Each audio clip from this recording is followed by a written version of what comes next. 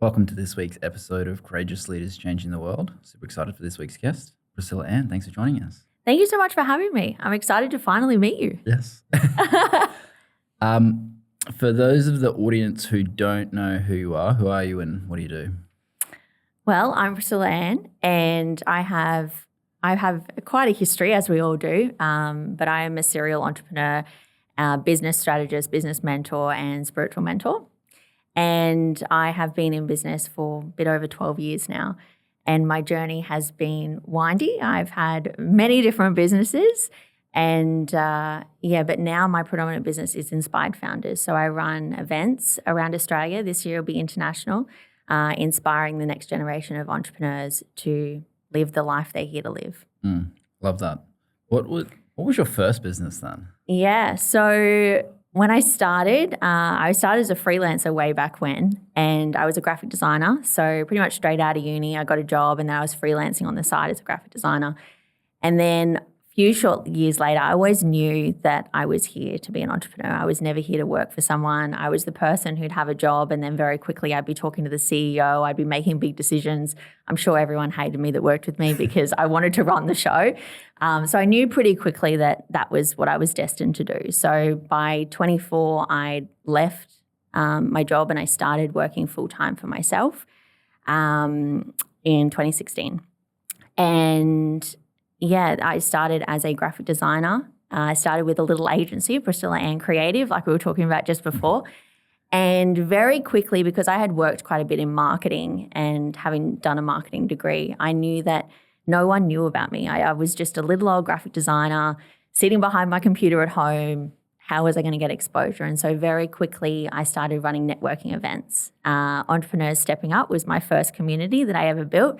And every week I was running networking events at a little cafe just to build, I suppose, my reputation and get my name out there, but also to meet other people. And and that's where I then fell in love with events. So I've been doing my creative agency and events pretty much since the day dot. So, Yeah, I love that.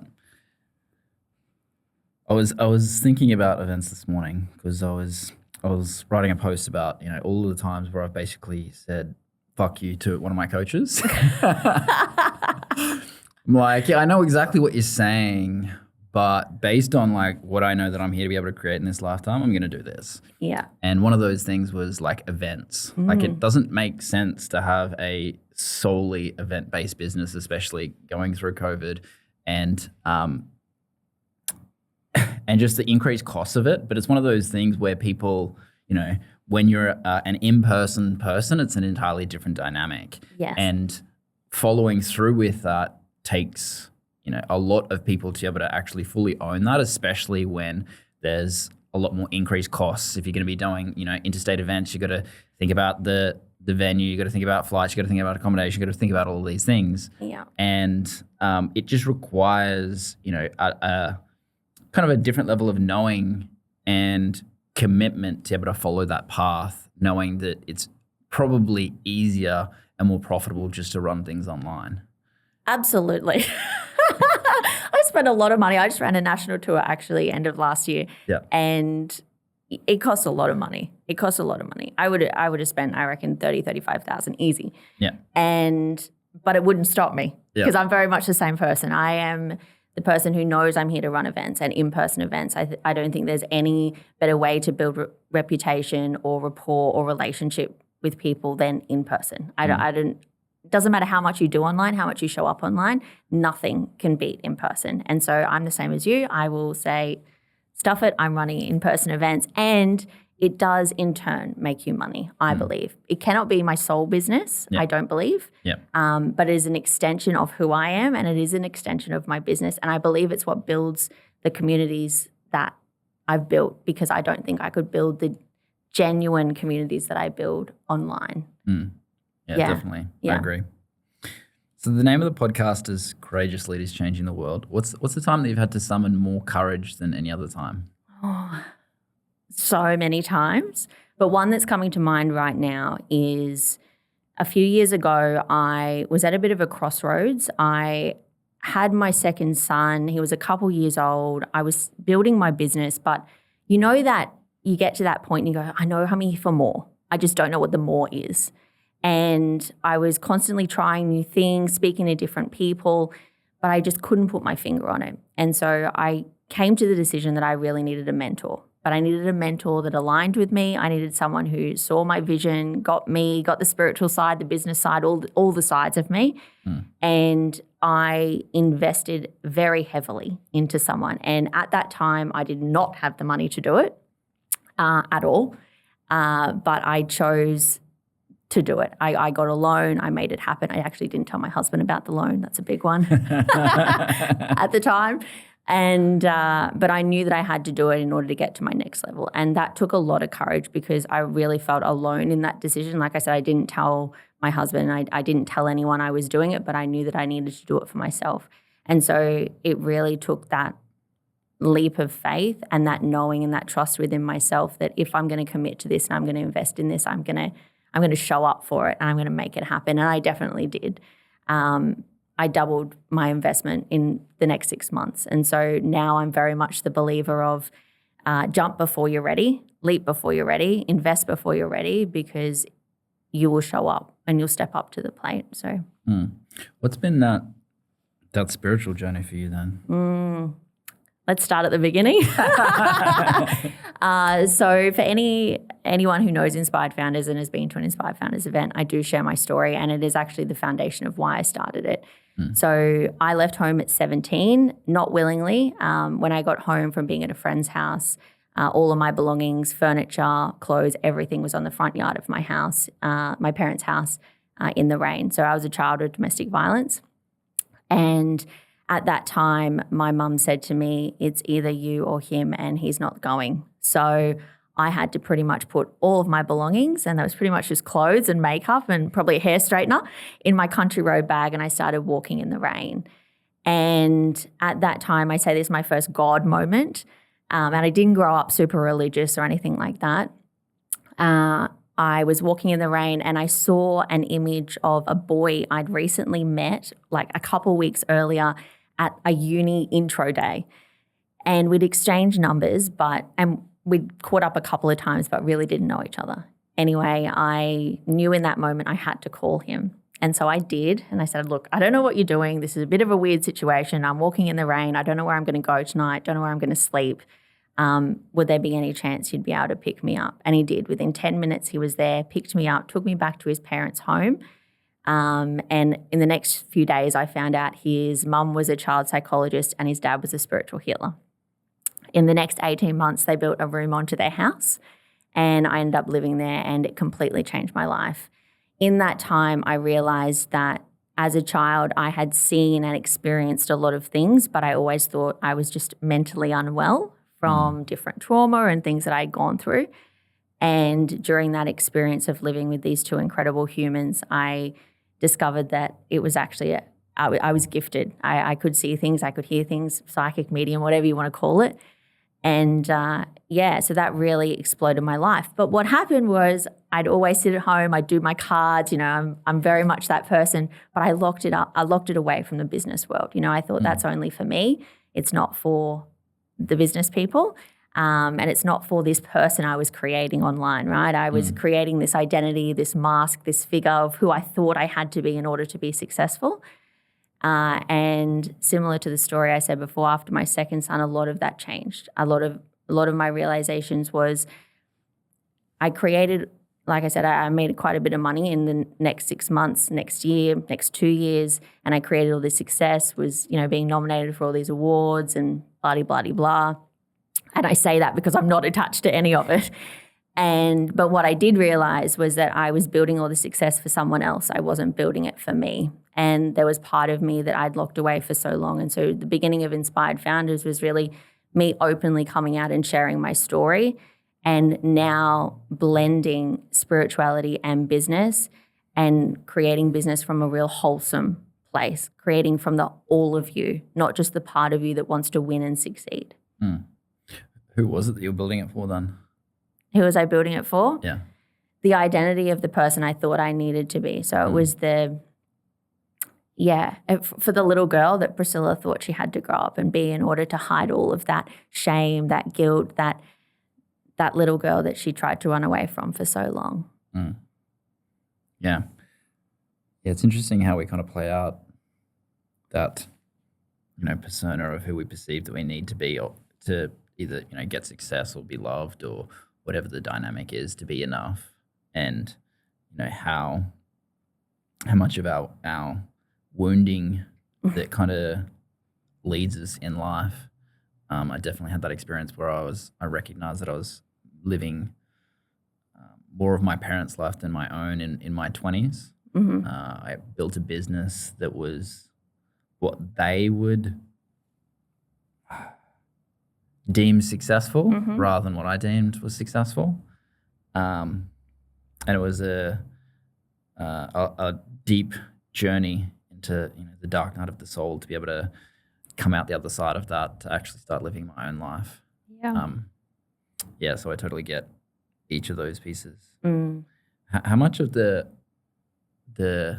psychic lens do you bring into business then? Now, a lot. Inside my containers, very much so. I'm not openly online drawing tarot or anything like that. Not yet. It could be coming. But inside my containers, definitely. Like, I'm constantly channeling for clients. And, there's still that part of me that's like, what is everyone going to think when I pull it out online? Because and I've noticed in the last year especially, I have had followers drop off. I've, removed myself from different circles, or people have just fallen away naturally as I've grown and evolved. And I do bring it out, but in private containers. More of it will be coming out publicly this year because I'm just ready now. I'm ready to step into it. I'm ready to own all of it. And I feel like I know the world's now waking up to it. So it feels like the right time to actually come out and be all of me, so that I can help other people to be all of them as well. Yeah, I love that. What's been your journey then with going through those phases of losing people? That's a great question. I feel like it's a constant journey. And I mean, it's happened all throughout my life. I don't know if you know much about human design, but I'm a projector. And I find that so many people have come into my life for short periods of time. People will come in and we'll have great conversations. We'll have really deep, close connections and relationships. And maybe it's part of, helping to elevate them, inspire them into the next era of who they're here to be. And then you kind of drift. And I feel like I've experienced that so much in my life. I used to get really upset by it because I was like, oh, I feel like I've just kind of been used, or I thought we were really close and now we're not. What happened? You blame yourself and all the self-worth stuff starts to come up. Whereas now I realize it's just the ebbs and flows of life. It's the growth journey, and some people are with you. Some people have been with me the whole time, and have grown alongside me, which is beautiful. But other people are on their own journeys, and I'm not attached to it anymore. I'm just here for me. I'm just here to do my journey, and anyone who I can inspire along the way is perfect, but also not attached to that either. Yeah, and I definitely think it's something, especially with, high-level mentorship, that a lot of people don't necessarily talk about, because, when you're supporting someone so deeply that like all of the things that are going on for them, it's like you're consistently like breathing life into them, that you create this relationship that deepens over a period of time. And then also it becomes, as a facilitator, it becomes it's like this double-edged experience when someone like goes beyond the mentorship, which is like you have the pride of who they've become and everything they've achieved, and at the same time it's like the child leaving home at the same time. Yes. Like this grief that kind of comes up of recognizing how amazing it's been to be able to support that person in that season and feel the death that goes along with that. I've got like some clients that have been with me for 2 or 3 years, sometimes 4 and 5 years. And it's that very intricate, nuanced dance of like being proud, but also being like, oh my God, I can't believe I don't get to support that person anymore. And I've got to step back into my friend hat on rather than my coach hat on with them a little bit more. Yes. And that's definitely been a dance for me a lot more in like social situations, because like a lot of these people end up becoming like partners for us in business. So many become friends Yeah. as well, and it is blurry sometimes in especially one-on-one containers, you know, because you become so close with these people and they become family, really. I mean, that's how I treat my clients anyway, because I never want it to feel like just a financial exchange or a strategy exchange. Like there needs to be that connection, that deep bond in order. And yes, I'm here to help them grow, but I want to grow with them as well. And so I completely understand that. And I think it's what, mothers talk about later on is that empty nesters, when your children leave home. I think it is a bit like that. And no one does really talk about it, but it is, it's something I've navigated too. And I don't think it's easy for me with I have a great example at the moment of someone who came into a container and now we're working together on a business partner, sort of arrangement. And I could have never predicted that at the start, but how it's blossomed is just so perfect and so beautiful. And I wouldn't have it any other way. But I did say to her, I was like, we really need to get clear on what the lines are here because I don't want to ever feel like, there's anything from either side of us. So I think it's just having that open, honest conversation as well and communication. Yeah. Yeah, I love that. I often tell a lot of my one-on-one or high-level mastermind clients, my goal is for us to partner. I want to run events together in the future because, there's that's like one ascension model, and the other ascension model that I don't like is when people like start to become part of the support team and then they're always coming back, but they're not actually growing in their life. I prefer people to be able to, become sovereign, autonomous beings so that they can actually create their own life, create their own success, and then get to a level where they can actually partner with us so that they can, create their own magic. But then, eventually it's like they can be running events together. So I love that. I love that too. Yeah. Yeah. One of the other things that I see is, people often don't talk again about like the different dynamics that play out. Like when you're in a container, but you've also got clients in that same container. Have you had that experience before? When I'm in a container, no, I haven't. Yeah. No. Because it's an entirely different dynamic. I redid, we just had Preston Smiles on the podcast, and I did Extreme in his event in 2019, and then I redid it again last year. And then when I redid it this time, I've got like all of these clients in the room, so they all see me normally facilitating the room, and they're all like looking to me for all of these different things. And it's this very different dynamic when you're in a like leadership coaching capacity, but then also you're like fully going there to be able to get your growth from that thing at the same time. Yeah. Because naturally you want to have it. It kind of reminds me of like the dynamic that was playing out with the Tony Robbins thing this week. Have you seen it? I haven't seen it, no. So I live in a bubble. Yeah. Basically, Tony Robbins and Alex Hormozy are doing this interview, and I'll see it after this now. Yeah, well, it'll be out there. Yeah, everyone's got their opinions on it, and I talked to my friends about it in terms of like podcasting as well, because Tony Robbins is basically like coaching him the entire time. It's meant to be an interview, but it's like just a coaching session. And the level of authenticity and vulnerability that you have to be seen by people that have often put you on a pedestal and still do your own internal work is like a new level of depth that most people never experience because of the level of work that you've gone to. There's so much so that I remember I had this mentor once. He's like, bro, I love you, but we need to have this conversation offline because you're a leader to too many of these people. Yeah. And that was almost like heartbreaking for me in that moment to not be able to actually allow myself to be able to be like fully seen and be an embodiment of me doing the work rather than being this portrayed person that has it all put together because like I don't feel like I have it put together a lot of the time. No, me neither. Especially in parenting. That's yeah. And anyone who says they do is lying. Yeah. Like, honestly, how can you ever have it all together? I just don't think it's possible. Yeah. You can be living a fantastic life, wonderful life. Doesn't mean you've got it all together.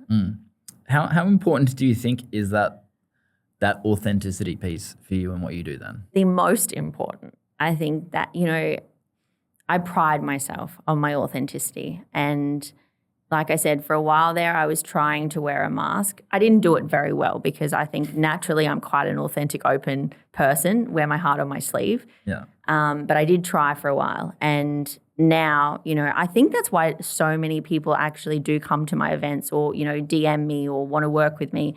The number one thing they say is either you've inspired me or you're so authentic. And I think, it's number one. To me, you have to be authentic, you have to be raw, you have to be real, you have to put it all out there, because not in like a, be crying online, I'm not that person, but put it all out there as in I'm not perfect, come with me on my journey, because I feel like that's where you truly inspire people, that's where you actually help people to grow. It's not from showing them you've got it all together, because people can't relate to that. Yeah, I definitely have gripes with the people doing the crying online thing. Oh, yeah, no, not for me. Swipe. I mean, I hope you're okay. I do. But moving on. Yeah. It's like this dynamic that we call like performative vulnerability. Oh, yes. Mm-hmm. So I am like the ultimate like contradiction. It's like I have an entire model of like the levels of vulnerability. So it's like all of the intellect with an experience of the heart, which is like the ultimate contradiction. And the performative vulnerability piece is this piece that people kind of, they do the things that know will get them the most reach, engagement, interaction online, and showing emotion online is very clickbaity. Mm-hmm. So there's, entire groups of people, especially there's this dynamic that I see in men's coaches right now where all of these men's coaches are like having all of these things with them at retreats, and it becomes this performativeness. But if it's so that they get clients, then it's not actual vulnerability. It's not actual authenticity. Yeah. Exactly. Yeah, I've seen it a lot in men as well, men coaches at the moment. And a lot of these men I actually adore. I think they're great men. But yes, are they doing it genuinely? I'm not sure. Or is it because they know that it's going to get the audience? Yeah. What is your relationship with that then? That dance of what is absolutely authentic and true for you and fully expressing yourself, and weighing that against what's going to get reach on social media as an example? Yeah. So I will say probably the last year, I've very much given up on trying to get reach. Like I can't be bothered. I really can't. So for me, I show up when something strikes, when something hits, when something lands. Like yesterday morning, I shared a post because I was journaling and I was channeling and it came through and I was like, I got to post this. So I posted it. I'm not consistent. I have a branding and marketing degree and I do this for clients. But for me now, where I'm at in life, I show up when I'm genuinely showing up because I have something to share. Otherwise, I shut my mouth. I'm not there. That's my tactic. Doesn't mean it's going to work for everyone. But prior to that, I would say vulnerability for me has always been sharing my story. And again, like it was the foundation of Inspired Founders, and it's why I have Inspired Founders, the podcast, because I'm really passionate about people sharing their stories of where they started and why entrepreneurship became a thing for them in the first place, and what the journey's been like for them. And so stories are really important to me, and I will openly share, parts of my journey and my story online, but I don't do it from a place of this is going to get clicks and this is going to get likes. I share it from a place of what's present for me today, what's present for me now, what's coming up for me now, what's relevant for the community, and I share it from that place. If that answers your question. Yeah, love it. What's how important is community? You've mentioned it a dozen times already. Very. Yep. We are our words. Very important to me. Yeah. Authenticity and community connection would be right up there for me. Family love, obviously, as well. But connection, real life connection with people. There's nothing better. Again, I'm a projector, so I thrive off of it.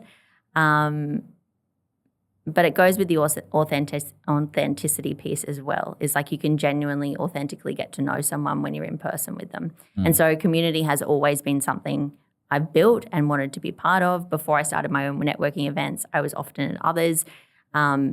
mingling, meeting people. So it's very important. And I know moving forward, 2026, 2027, I believe it's going to be all about community. I believe everything is now about collaboration and connection and supporting one another and growing collectively now, not growing independently. So I'm really passionate about it. Why do you think that's so important for this year specifically? What's going on? I think there's a massive energetic shift. I think astrologically lots is changing. For those who are up with it or not, I think a lot of systems and structures around the world are about to go through a massive change. I think there's going to be a bit of an uproar of the individual and the sovereign being. I'm actually running a program this year called The Sovereign Woman because of that. And yeah, I feel like people now are stepping into who they are authentically, taking back, not everyone can, but those who can, taking back a bit of their sovereignty, back a bit of their rights, coming, doing more research about who they are and why they're here and those sorts of things. And I think when you get to that point, you want to create the community around you who support that and who can see that for you and who can go on that journey with you. And so I think this year will be around people finding their individuality, but collectively, if that makes sense. Yeah, definitely. It's definitely one of those kind of phases that we go through. And who is it? I think it's one of the models of transformation is in, it's not Stealing Fire, it's the other one by that guy. What's the name of the book? I don't remember. I can't help you here. Yeah, I'm just trying to find it in my mind.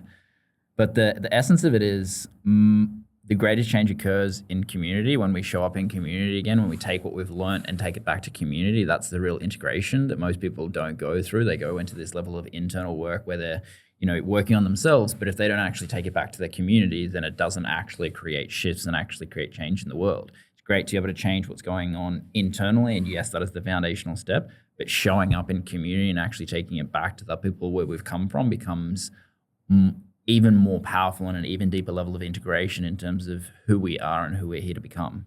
So couldn't agree more. Yeah. And I definitely agree that, that swing of the pendulum is occurring for people, especially with lots of things online and even the rise of AI and the experience that you get in person is just becoming more and more powerful. It's also why this is an in-person podcast. Yeah. The first couple of podcasts that I ran were all online, and then I'm like, it's just not the same. It's not the same. I agree. Yeah. Yeah. In terms of that dynamic of people expanding their sovereignty, what does sovereignty mean to you? It's a really great question. And for a long time, even now, I feel like it's a bit of a trend word, and I was really against using it because I'm not a person to go with trends. I, try and go away from them, try and be really unique and original. However, this time it felt really important for me to actually use that word because I feel like the transformation I've gone through in the last year, 18 months of, my husband and I separated, we've got 2 kids. I'm now, on my own doing, still creating, still doing all the things, but in a very different way. And I've found my own sovereignty through doing that. I've been on a spiritual journey my entire life, or most of my life, but this now feels deeper, more powerful, more of that, that divine feminine that people talk about. Again, not to buy into trend words, but it is very much that. It's finding that soft power within myself, and I really want to be able to help other women to find that, whether they're in a relationship or not, because I think 2026 is going to be the time that women really need to step into that, because men need to step into who they're here to be as well. And I think women, we kind of lay the foundations for men to do that. So we need to be really strong within ourselves and who we are and what we're creating, and make sure that we're creating for us just as much as we're standing alongside our man. So that's another topic, but one I'm very passionate about as well. What do you think is the thing that we can all collectively focus on for this year then to be able to work on that? Like you said, it all starts from within. It all starts with us coming home to ourselves and being really authentically true with who we are, doing the really scary thing of pulling off all the layers and all the masks that we put on ourselves in order to be a certain somebody, in order to create a certain something. I think it starts from that. And then I think it's around, well, when you do that, I think you start to magnetically draw in people who are on the same journey and who are doing the same thing. And then that is where the community starts to build. Don't isolate yourself, like you said before, during that process. Make sure that you're being part of the community and sharing your journey, because that is where we can all collectively grow and rise. This year, I believe it is all about that. I think it's coming home to your truth, who you are, what you're here to create. AI is making everything ridiculously easy to create now. And so I think everyone should be in creation, authentic creation this year. And doing it alongside people collectively will make it way more impactful. That's what I plan to be focusing on anyway this year. Mm-hmm. How do you use AI? Lots of different ways at the moment. I just launched a retreat with, again, collectively. So I'm doing a collaboration with a few other incredible gifted humans, and I'm running a retreat in Bali in a few weeks' time. And I created a song. I created a unique song. I wrote lyrics and I got music to it and I created a song. I was so proud of myself using Suno. That's a plug for them. Yeah. And I had a ball with that. Obviously, I use ChatGPT for, I never use it to craft content because I don't believe in that. But what I do is, I'll create a post or something and then I'll get it to refine it or give me some other story ideas or get it to elaborate for another post. So I use it like that. How else? Using it to create imagery now, which I was so against for so long, but what it's capable of now is just blowing my mind. I'm using it everywhere at the moment. And so is my team. And it's working well. Yeah. It's just getting better and better. Yeah. And getting harder and harder not to use it. Yeah. Yeah, I agree. It's definitely been a journey. I'm still the same in terms of my content. I want to be the primary energetic conduit of all my content. Yeah, same. And I'll use it as a research assistant to kind of give me ideas and things like that, but then I'll still write it out myself. But one of the I am big on Suno as well. Okay, in one of our 3-day events, we've basically created a song for every teaching that we go through. Love that. I know, I'm right on Suno now. My kids are on there too writing songs. They're loving it.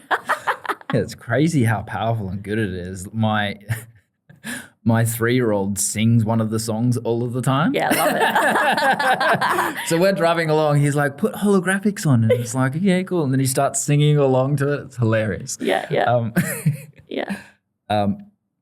I definitely think using AI consciously is something that is very, very important to be able to hold the boundary with, because it's very easy.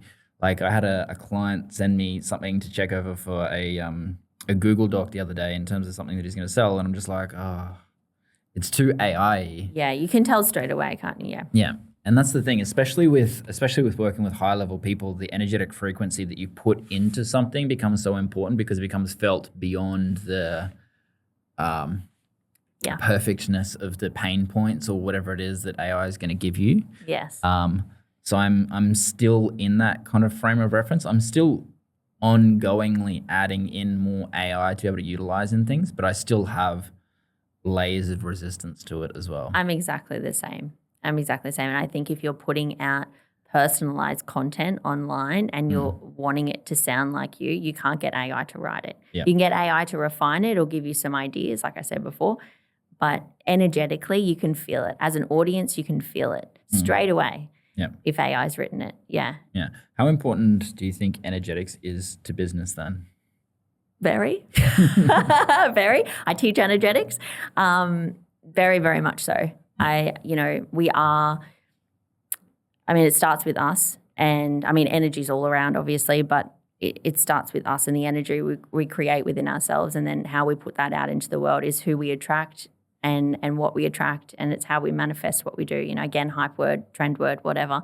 But I've been doing that for a long time before it was called manifesting or whatever it was. So energetics is very important. I set really big, lofty goals all the time.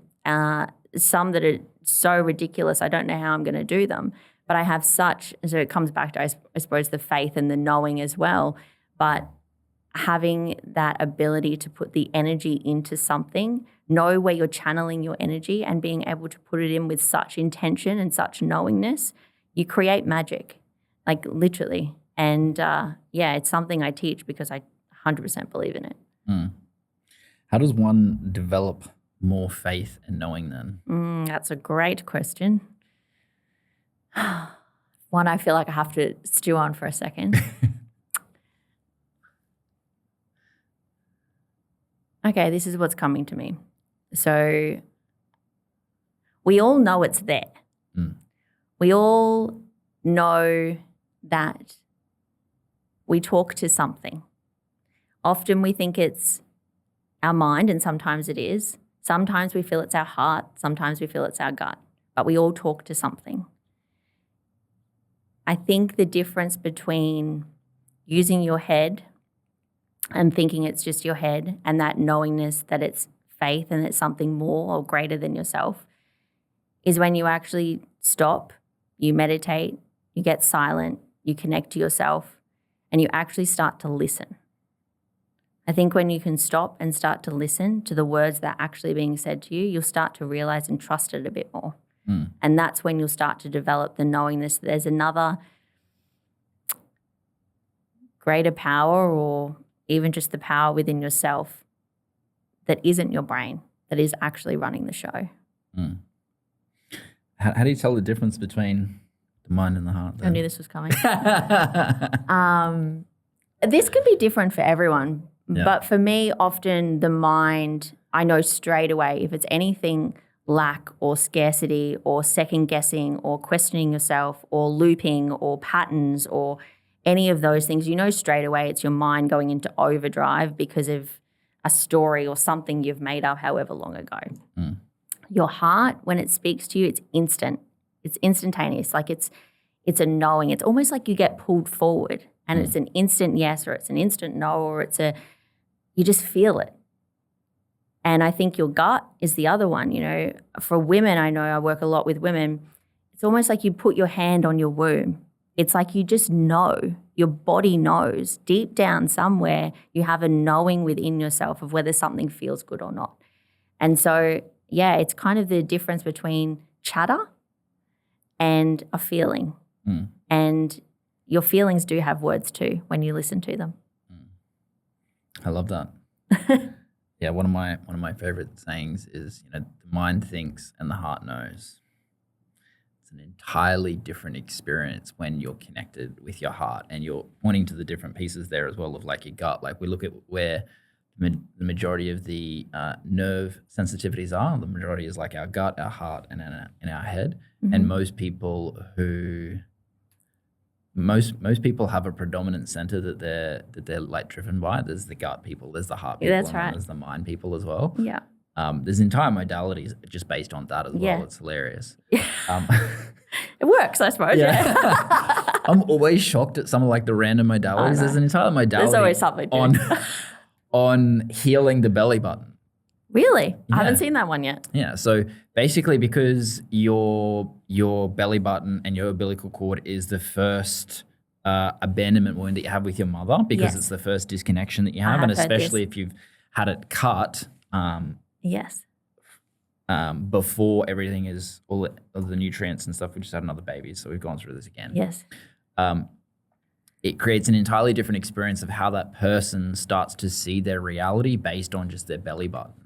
And when you can do, like I do a lot of body work on people in some of our transformational events, a lot of the stuff that just gets caught in there energetically basically just keeps people stuck, because it's this thing which is precognitive. So it's before we have memory that plays out based on this abandonment wound. And then people just have it playing out through their entire life based on this thing that's occurred of how they were born.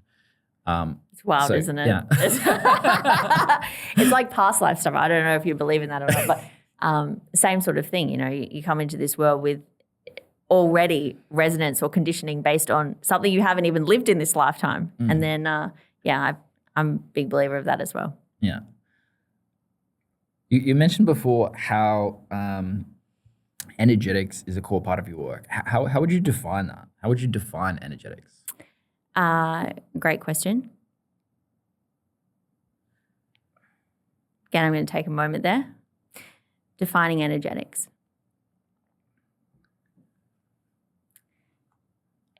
There's 3 parts to it. So energetics being outside of ourselves and what we take in from the world, energetics within ourselves, and then energetics within when we're with someone. And for me, energy is everywhere. Everyone knows that. But it's how you hold it. It's how you use it. It's how you allow it to flow through your body and out into the external, out into the other, and how it all connects in order for it to work how it needs to work. And I think a lot of people just aren't conscious of it. A lot of people just aren't understanding that the energy. So when you wake up excited about something, that's energy. That's energy running through your body. When you're sad about something, that's a frequency. It's, again, energy. It's you're down in a lower frequency. So how do I use it? And how do I teach it? And how do I define it? Well, I help people to really hold that energy within themselves and to elevate that frequency so that they're operating from a place of authentically them, but also understanding when they're not feeling so good or when they're not feeling that energy, how can they rewire that and move that? And yeah, I use movement a lot because it's like, how can we regenerate that energy and how can we move it and use it so that it lifts us and helps us to connect and create what we want to. So energy is really hard for me to explain, but I know I've done it for so long and I help women to really harness it. That would be how I would say it. It's how to harness your own energy and then how to use it, but not in a misusing way. Use it in a productive way to create everything that's already there for you. What would you define as an example of misusing energy then?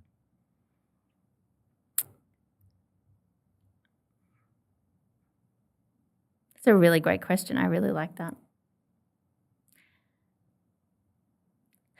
Okay, I'm going to use this example. When you see someone on stage and they're really like hyped up and really hyping and, you know, that can be really wonderful, but it's when it comes from a performative place, you know, and you can feel it and you're like, dude, just calm down a little bit.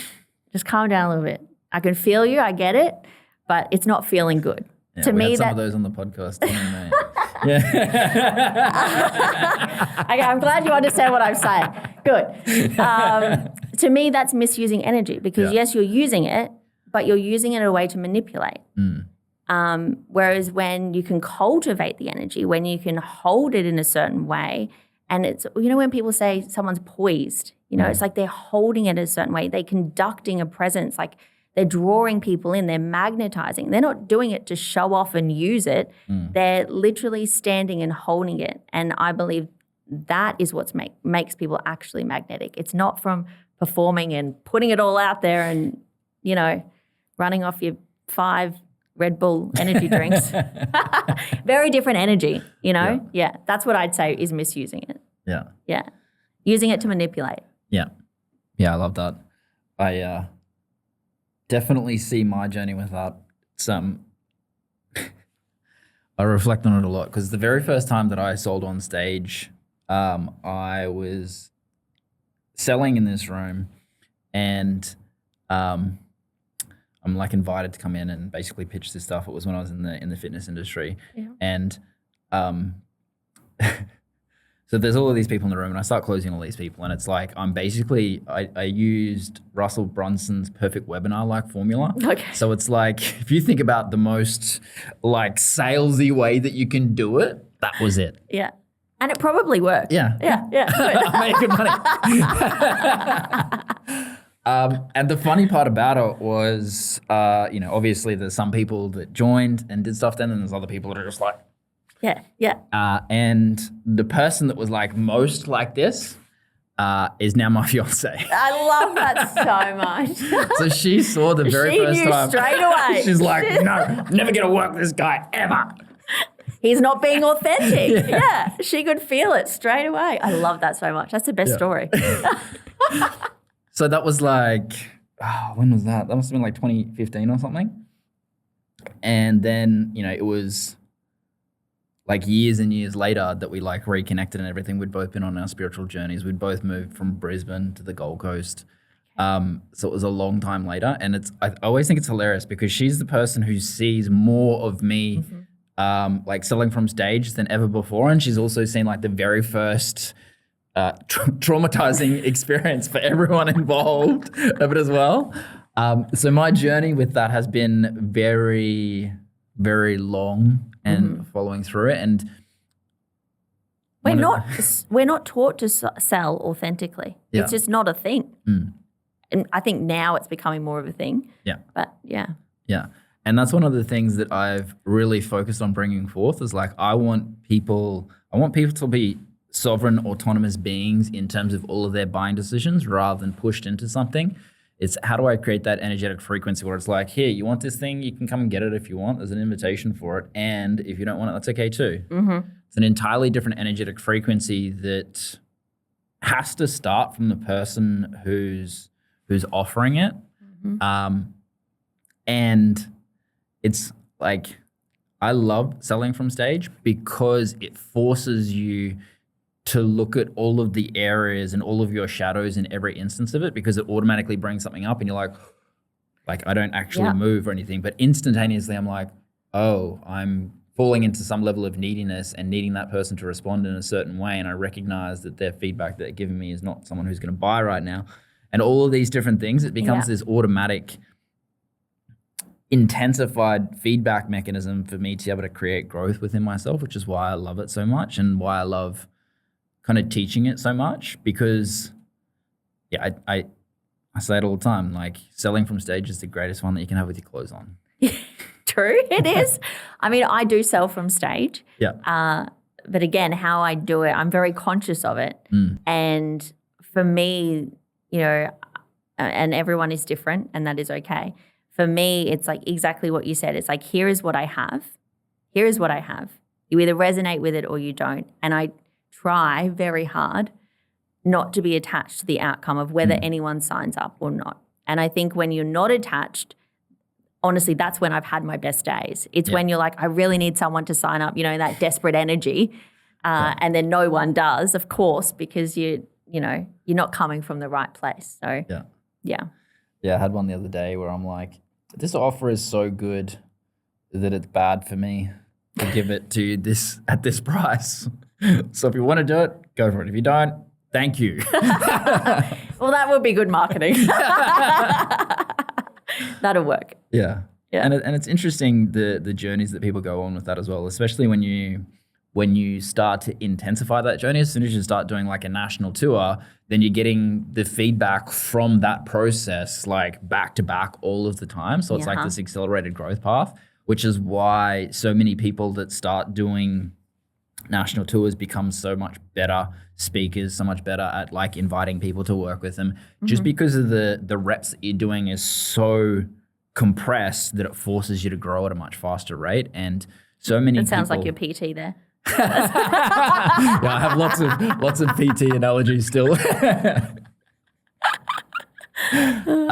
All of the repetitions that we go through, all the refinement that we go through is compressed so that we actually get massive growth. And that's especially what happens when you go from selling someone, one-on-one, then that's like one rep there. But if you're doing it with 50 people, then that's a lot of reps. And then if you do 50 people and then 50 people again the next day, it just creates this massive expansion in terms of how you can actually start to get results. And most people don't recognize that power in running events. They don't recognize that, when you've got 50 people there, or 100 people there, or 300 people there, that all of those people are experiencing you at the same time, rather than, doing hundreds of pieces of content for years and years and years to be able to get the contraction of energy that you're putting into that thing. Great. Yeah.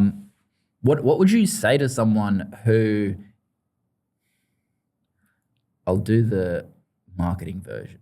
What would you what would you say to someone that's hiding behind their computer screen and they know that they're here to run events? That's the strap in, first of all. 2, just do it. You won't regret it. Like everything you've just said is correct. Like you cannot, one, the growth in it for yourself, but the connection with an audience and so many people at one time witnessing you, seeing you, and authentically witnessing you in person, creating that rapport in person. There's no better way to build a community, an audience, and to sell your product, I don't believe. And, you know, the other good way I'd say would be a podcast. I think podcasting is the next best way to build rapport with people because they're listening to you authentically and getting to know you, and potentially listening to you on a few different podcasts. But yeah, I would say anyone who knows they're here to run events, do it. Find someone who's done it and have a chat to them. DM me, DM you. Have a chat to someone who's done it. It's actually not, yes, there's a lot of moving parts, but it's not that hard. The hardest part is you just committing to it and making it happen. Finding a venue. Once the venue's locked in, great. Tell everyone about it. For me, still these days, and look, I've used Eventbrite, Human Ticks, done paid ads, all the things. For me, still these days, DM strategy is number one way to convert people into events. Again, having that authentic message, that authentic reach out, hey, I'm holding this, would love to have you there. Keeping it really simple. That's how people want to be invited to events is what I've found. Obviously, if you're doing on a bigger scale, yes, you're going to need ads as well, but just start small, start somewhere. I literally started in a coffee shop holding events, and then I think I was holding them weekly, which was just nuts. I was also pregnant that year. So my first year in business, I got pregnant. Yeah. I'd actually been trying with my husband like a couple of years earlier, and it just wasn't happening. And I literally said to him, I said, oh, look, I'm just going to focus on business. I've started my business now. That month, of course, I fell pregnant. And so, so I was running events pregnant, and I'd never ran events before. I was running an agency. I was the person who probably shouldn't have been doing it, but I was doing it, and I was doing it weekly. And honestly, we went from like 5, 10 people, 20 people. I ended up with like 50 people at these events. And I was like, okay, now we've got to hold nighttime ones. And so we transitioned to doing nighttime events, bigger events. And then I ran fashion shows because, why not? But just start somewhere because it will grow organically. It will grow, and I think that's what you want. I love that. What's I think the perfect question to start to kind of wrap up on is what's the thing that is requiring more courage of you right now than anything else? That's a great question. It's so relevant because I was talking to my team just before this about that, and I said I need more courage for this. So thank you for asking it. Right now, I'm developing something that I've never developed before. I'm diving into a new industry that I've never been in before, and I need a lot of courage to step in to do that. I'm trusting that I have been given this idea for a reason. I'm trusting that I'm being shown all of these bits and pieces because I'm here to create it. And that is all I've got to go with right now. I've got an incredible team. I'm very thankful for that, who support me in so much of what I do. And I would not be able to do this without them. But very much it's coming back to that, coming back to who I am, trusting that this has been given to me for a reason and that I'm here to create it. I may not have all the answers, but I'm sure I'll be able to talk to some people who do. But it's taking a lot of courage because it's outside of a comfort zone. It's not something I've ever done before. It's not something I've ever marketed before. Not something I've ever sold before. So it's going to be big. It's going to be amazing. It's going to create a lot of impact globally. But yeah, it's scary. Good scary. Yeah, it's that's kind of the thing that plays out with it, right? It's like if there's no fear, then there's no real uncertainty, and if there's no uncertainty, then there's no vulnerability in it. So, if you're fearful, it's often a sign you need to do it. I believe because you're invested. There's some part of you that really wants to make it happen. So the fear is not an obstacle. It's just something to work with, and to know that it's the flame that's actually going to get you there. Yeah, and I definitely think it's that dance of, you know, the soul kind of knows exactly what's there and what the path is, and the human's very rarely on board with that. And you don't always need to have the human on board with it. Sometimes it's just Most like, of the time, I don't have the human on board. just get the spiritual breaths going, just to breathe walk through me it. from A to B. The rest is going on over here. I love that. What's the best way for people to find you? I am Priscilla Ann on Instagram is where most people connect with me. Priscilla's keeping to my website, and Inspired Founders on Instagram, Facebook, and Inspired Founders, the podcast. Great. This has been fun. It's been so great. Thank you so much. You're welcome. Thank you.